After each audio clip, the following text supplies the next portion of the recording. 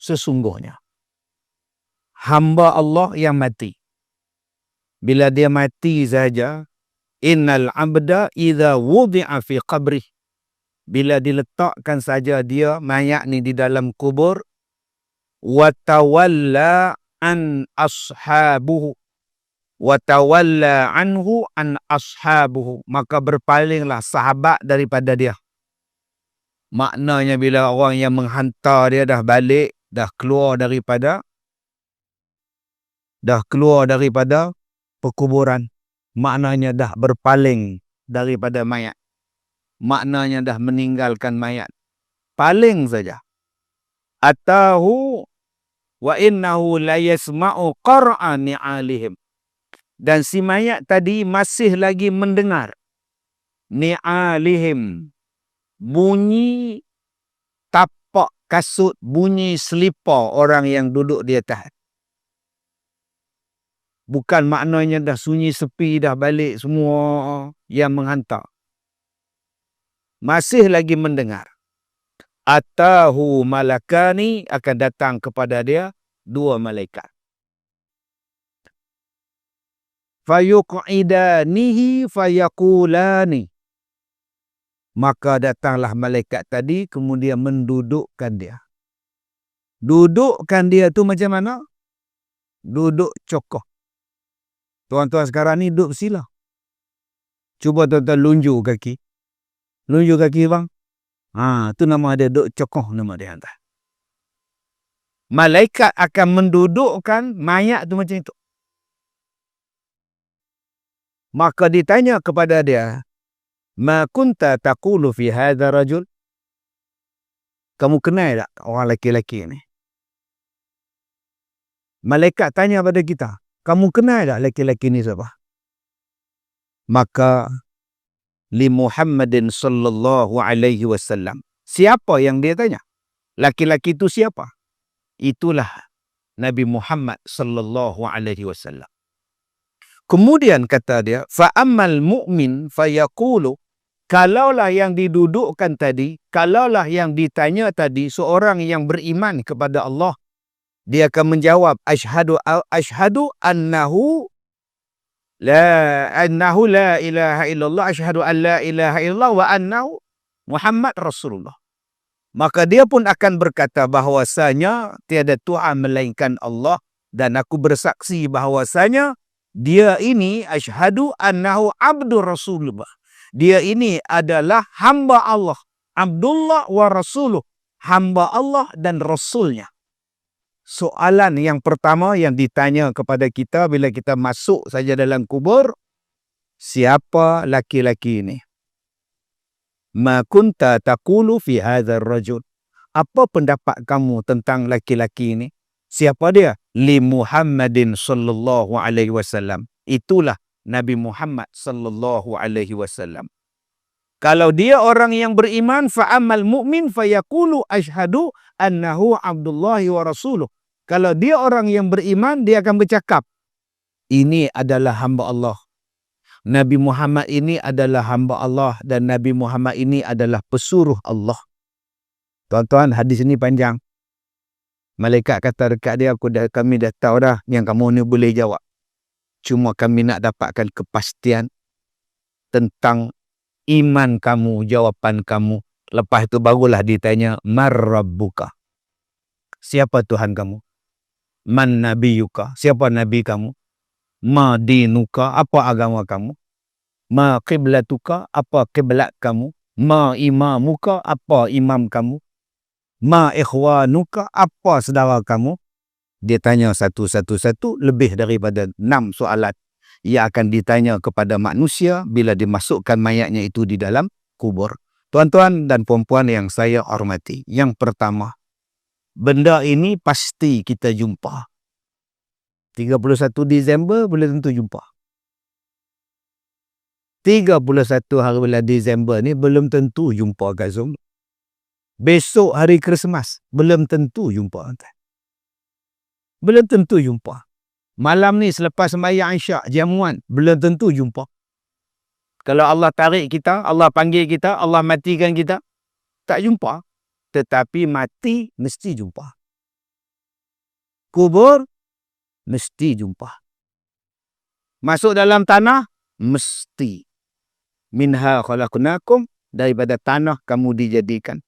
Wa fiha nu'idukum, nanti kamu semua akan dimasukkan dalam tanah. Wa minha nukhrijukum, dan daripada tanah kamu akan dikeluarkan balik. Kadang-kadang kita membuat persiapan pada benda yang kita tak akan jumpa. Ada orang yang berhabisan setahun untuk buat persiapan perkahwinan. Besok nak kahwin, hari ni mati. Ada orang yang buat persiapan. Sukansi lagi 2 tahun. Sekarang dah cari dah. Training, jogging, angkat besi, angkat berat, bangun pukul 5 pagi. Sebab apa? Pingat emas. Belum tentu lagi jumpa pingat emas. Tetapi mati, mesti jumpa. Maka manusia sibuk mencari benda yang belum dia jumpa. Atau sibuk mencari benda yang dia akan tinggalkan. Tetapi tidak sibuk mempersiapkan diri untuk benda yang mesti dia jumpa. Apa dia? Mati. Kullu nafsin dha'iqatul maut. Setiap yang bernyawa itu pasti akan merasai mati. Ada yang matinya lazat. Ada orang yang mati lazat. Tak faham Ustaz, lazatnya macam mana Ustaz? Ada orang yang dipancung, ada orang yang digantung, orang yang syahid, mati dibunuh. Ketika matinya, terpancar air maninya. Punya seronok dia mati tu, sampai terkeluar. Nikmat mati dia. Ada orang yang nak mati tu, nampak gambaran syurga. Mengapai-ngapai, dengan tersenyumnya. Ada orang yang mati tuan-tuan, siap lagi. Siap nampak lagi, dia orang dah datang. Aku dah nak mati dah. La ilaha illallah. Boleh nampak pula malaikat tuan-tuan. Macam-macam. Ada yang mati sedang baca khutbah. Ada yang mati sedang takbir. Ada yang mati sedang sujud. Ada yang mati sedang baca Quran. Sedang baca Quran. Allah panggil dia. Lepas sembahyang subuh, dia baca Quran. Bekas banduan. Yang ni saya tengok sendiri. Bekas banduan. Dia jadi banduan tu pun orang kampung fitnah dia. Akhirnya masuk penjara, keluar penjara, balik ke rumah, mak tak suka. Mak kata, kenapa kau balik? Aku dah malu cerita kau. Abang pun tak suka. Boykot ni. Tapi dia baik, sembahyang, puasa rajin, baca Quran rajin. Akhirnya Allah jemput dia waktu dia sedang baca Quran. Pagi raya. Allahu Akbar. Mak dia siapa? Fauziah Nawi. Abang dia Imam Manang. Yang mati tu siapa? Rosyamno. Anda faham? Tak faham sudah hantar. Saya lupa nama tajuk drama tu. Pagi raya. Orang Melayu pagi raya kan mesti drama sedih-sedih. Malam raya mesti sedih-sedih punya hantar. Yang mana faham? Tak faham sudah. Nah, Tuan Imam, kursi ni cantik oh. Tukarlah kursi plastik Imam. Ada Mak? Tolong. Mak ambil kursi plastik sudah. Kursi ni sedap sangat entah ni sampai saya tak boleh nak ceramah entah ni. Pergi ambil kursi plastik lah. Mana ada tak? Baik. Tuan-tuan yang saya muliakan. Ada yang mati dalam keadaan menakutkan. Ada yang mati dalam keadaan su'ul khatimah. Sebab itu Nabi SAW menyebutkan kepada kita. Man ahabba liqa' Allah, ahabballahu liqa'ahu. Siapa-siapa yang suka berjumpa dengan Allah, maka Allah suka jumpa dengan dia. Wa man kariha liqa' Allah, karihallahu liqa'ah. Siapa-siapa yang benci berjumpa dengan Allah, Allah pun benci jumpa dia. Nabi sebut, siapa-siapa yang suka berjumpa dengan Allah, Allah suka jumpa dia. Ustaz, mana ada orang suka mati? Ni adalah masjid ni. Kalau tanya sekarang, nak mati ke sekarang? Dia, termasuk yang cakap dia, rumah pun belum siap. Hotel dah tempat nak berjalan ni. Nasi pun belum makan, tiba-tiba nak mati pula. Adakah kita yang takut mati ni tak baik? Adakah yang kita ni tak mau mati lagi ni tak baik? Adakah yang kita belum rasa nak mati ni, takut nak mati ni, kita ni tak baik. Tak. Bukan macam itu. Adakah orang suka, Ustaz, saya nak mati sekarang juga, Ustaz? Di mana awak nak mati? Jambatan Pulau Pinang, Ustaz. Saya nak terjun dalam laut. Adakah dia baik? Tak. Maksud hadis ini ialah man ahabba liqa'ah. Man ahabba liqa'. Barang siapa yang suka, ahabba liqa' Allah. Barang siapa yang suka berjumpa dengan Allah. Ahabballahu liqa'ahu, maka Allah pun suka jumpa dengan dia. Siapa yang benci bertemu dengan Allah, Allah pun benci bertemu dengan dia. Maksudnya apa? Ketika sakaratul maut. Ketika mati. Tengok waktu dia mati, dia suka ke dia tak suka waktu dia mati? Tadi saya sebut, ada orang bila nak mati, tangan dia macam tu. Dia seolah-olah nak menggapai, mencapai apa yang dia nampak. Seolah-olah dia nak ambil. Kita baca Yasin. Yasinul Quranil Hakim. Faham pula ni? Seolah-olah nak ambil. Berhenti kita baca Yasin. Innaka laminan mursalin. Hai, bila baca Yasin jadi macam itu. Saka gedil. Rasa. Saka apa engkau? Dia nampak apa yang kita tak nampak. Dia nampak gambaran syurga. Dia nampak kenikmatan syurga. Dia nak ambil benda tu. Waktu itulah wajahnya tersenyum. Waktu itulah dia seolah-olah manis muka dia. Seolah-olah dia suka dengan kematian itu. Seolah-olah dia suka dengan berjumpa dengan Tuhan. Maka kata Nabi, Tuhan pun suka jumpa dengan dia. Tuan-tuan yang saya muliakan. Sebab itu ada orang yang mati tersenyum. Seolah-olah sedang tidur.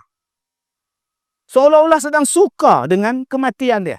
Maka Allah suka jumpa dengan dia. Yang ni maksud dia, Kak Som. Apa tanda-tanda mati dengan baik? Berpeluh dahi dia. Mayat tu berpeluh. Lepas-lepas dia mati, peluh. Adik-adik, kalau mayat ayah kita berpeluh, jangan lap pula. Dia ambil tisu pilak. Mak suruh. Lap kejap peluh bapa kamu tu. Peluh lap buat apa? Nanti peluh, lap, keluar balik. Tak payah. Itu tanda mati baik. Ustaz, bapa saya meninggal, dahi dia tak berpeluh. So, mak saya kata, ambil spray. Astaghfirullahalazim. Engkau spray lah macam mana pun kan dia kering balik. Tapi bagi orang yang baik, takkan kering dia punya peluh dia. Seolah-olah dia tu, tuan-tuan, hidup. Senyum. Tidur. Tetapi ada orang yang bila dia mati, terkeluar najis dia. Ditarik roh dia, ya ayyatuhan nafsul mutmainnah tu bertukar. Dia rentap, diseru dengan kasar. Terangkat perut dia, terkeluar najis dia. Seolah-olah dia benci dengan kematian, maka Allah pun benci jumpa dengan dia. Jadi tuan-tuan, hidup kita dalam dunia ni ada dua. Kering, basah. Sakit, sihat. Tinggi, rendah. Gemuk, kurus. Suka, duka. Dua. Buruk, baik. Tuan-tuan nak pilih mati buruk ke mati baik? Nak pilih mati baik ke nak pilih mati buruk? Sekarang kita boleh buat. Itulah nama dia muhasabah sebelum dipanggil Tuhan. Agak-agak aku ni mati besok senyum ke terbeliak mata? Agak-agak aku ni mati besok boleh ngucap ke tidak? Ustaz, saya doa Ustaz mati malam Jumaat ataupun hari Jumaat. Mudah-mudahan. Tapi dia cakap Ustaz, mati hari Jumaat atau malam Jumaat tu hadisnya tidak sahih Ustaz. Itu pun masalah. Tak, macam ni Ustaz. Kawan saya memang tak sembahyang Ustaz. Sembahyang kadang-kadang Ustaz. Soalan, meninggal hari Jumaat. Okey. Apa masalah dia? Masalah dia, Tok Imam saya meninggal hari Rabu. Yang semayang hari Rabu, yang tak semayang hari Jumaat. Apa cerita, Ustaz? Sudah entah.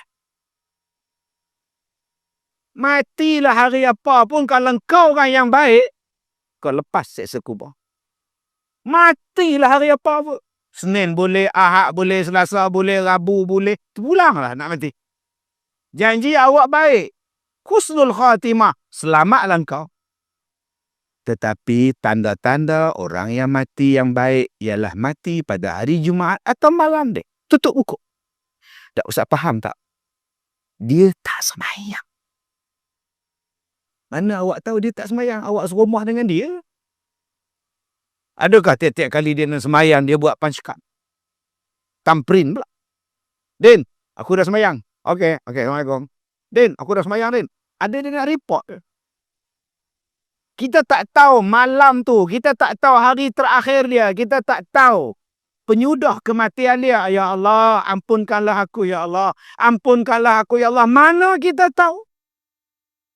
Bila Allah panggil dia, Alhamdulillah dia mati hari Jumaat, Alhamdulillah. Tapi saya tak puas hati juga tak. Dah. Susah hidup manusia bila kepala otak dia bersalut dengan politik. Jadi payah tak. Tak benar faham, tak faham tu dah. Cubalah sentiasa memandang baik kepada orang. Okey Ustaz. Saya boleh terimalah mati hari Jumaat ke apa. Bagaimana orang bukan Islam mati hari Jumaat? Soalan lagi sekali. Macam mana pula orang bukan Islam mati hari Jumaat? Apa masalah kau? Dia tak Islam, lantak ke dia lah, tanggung lah sendiri. Yang kita bicara ni Islam. La ilaha illallah. Otak duk tang mana kamu ni? Sebab itu kita tak boleh tengok daripada luaran. Dia kaki nombor. Dia kaki judi. Dia kaki tikam. Sama lah Ustaz. Dalam poket ni Ustaz, nombor ni. Datang semayang asar, bila rukuk, bila sujud, jatuh nombor ni. Tu dia. Semayang Ustaz. Nombor kau tak tinggal Ustaz. Weh, dahsyat. Orang mana? Kampung sebelah Ustaz. Waktu dia semayang, nombor ekor dia jatuh atas sejadah, kipas angin tiup. Lah. Jatuh atas sejadah Tok Imam. La ilaha illallah. Tok Imam masa angkat Allah. Ni nombor siapa? Dia tengok, aku punya ada. Bismillah. Tok Imam boleh cakap, ni siapa pula? Aku punya ada. Dia khabar dia. Bukan Imam sini lah. Ni di Afrika ni entah. Sini okey. Tok Imam sini tak ada masalah apa. Nak ni. Malam sebelum dia mati. Kita tak tahu entah. Dia mimpi. Kena pukul, kena godam, kena seksa dalam kubur. Kita tak tahu. Pukul 4 pagi dia bangun berpeluh-peluh. Allah, abang mimpi abang mimpi disoal dalam kubur dia lari ke bilik air, dia mandi, dia ambil wuduk. Dia ambil air semayang, dia semayang, Allah, dia taubat, ya Allah, ya Allah, ya Allah, ampunkan aku, ya Allah. Dengan sebenar-benar tangisan minta ampun. Habis semayang taubat 6.15 dia bangkit, Allah, semayang subuh dia. Doa yang terakhir, ya Allah, ampunkanlah aku, ya Allah, aku taubat dengan taubat nasuha, ya Allah. Aku takkan berjudi lagi, ya Allah. Pukul 7 pun tak habis menangis lagi. Atas tika semayang lagi. Isteri dia cakap, bang, nangis-nangis juga. Carilah sarapan. Dia start motor pergi beli roti canai, patah balik rumah, elok masuk ke rumah, kereta langgar. Pam! Melambung dia. Inna lillahi wa inna ilaihi raji'un. Orang kampung dengar bunyi meletup. Pam! Siapa accident? Dia nombor. Dia nombor. Baru aku tengok dia roti canai tu dah. Bunyi tu. Cicak-cicak bunyi cicak. Lepas Zuhur jalan. Bila dah keluar daripada tanah perkuburan, kawan-kawan dia 4-5 orang cakap, engkau dah kira dah tapak kaki engkau berapa? Aku rasa dah dekat 15. Itu malaikat dah datang tu. Kena lah tu. Itu confirm kena. Mampu ya. Tikam nombor tak habis-habis. Kita cakap macam itu. Dia dalam kubur Allah dah ampunkan dia. Mana kita tetap?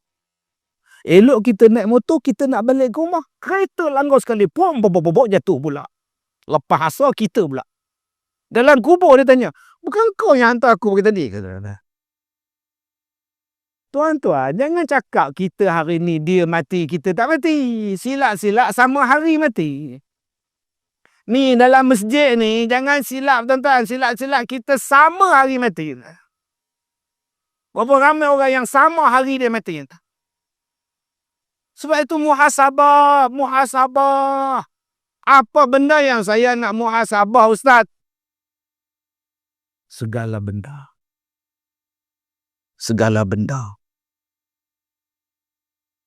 Cuba tuan-tuan tengok baju kita sembahyang sekarang. Pakai seluar, pakai baju t-shirt. Cuba raba tengok, nampak? Rasa tak lurah punggung? Bila duduk, punggung tu, seluar tu jatuh ke bawah. Baju pula terjungkit di atas. Bila rukuk, subhanallah. Nampak tak? Bila dia duduk antara dua sujud, kita yang belakang pun nampak loh. Bergerak kepala. Masa bila kau tutup aurat? Boleh ambil ais batu kat som, bubuh celah.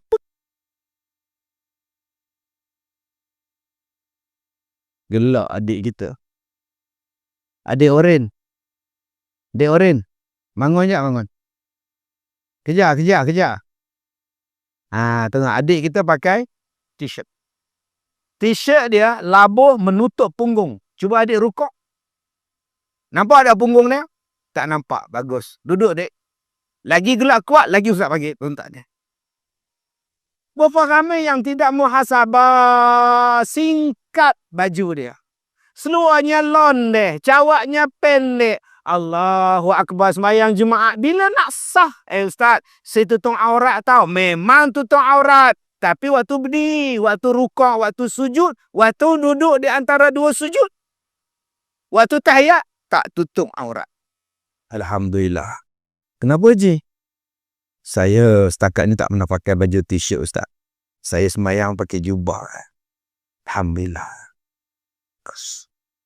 Jubah saja. Jubah. Di rumah pun sejubah. Pakai kain pelikat tak? Tak. Seluar panjang dalam? Tak. Jadi abang pakai kain pelikat. Pakai jubah saja. Butang tak? Kan jubah butang sampai ke bawah. Butang tak? Tak butang Ustaz.